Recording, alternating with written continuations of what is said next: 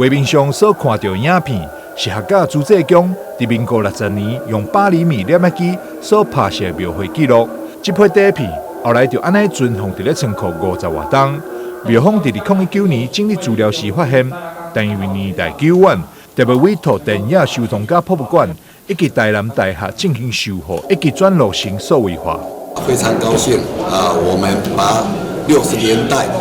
那时候我们的水甲上白胶的挂香的这一些珍贵影片，已经尘封了50几年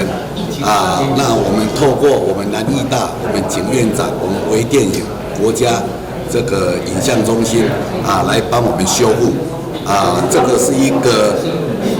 让60年代的一些影片能够再重现江湖，能够让全台湾甚至全球的这一种民俗记忆留下一个珍贵的片段。这次修复的民国60年8厘米影像，比2022年修复民国70年的影像，和记录更加提早10冬。由此可见，这批影像的珍贵程度。这一批是发现在民国60年当时的上白胶的记录影片，也就是1971年，是距今已经是12年之前的这些老影片。那么上一次，也就是2022年修复的那一批呢，是民国70年，也就是1981年，就是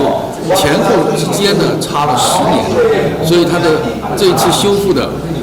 比上一次修复的更早了10年，所以它的珍贵性是更不言可喻。客家朱济公上白胶庙会记录影片，目前已经修复完成。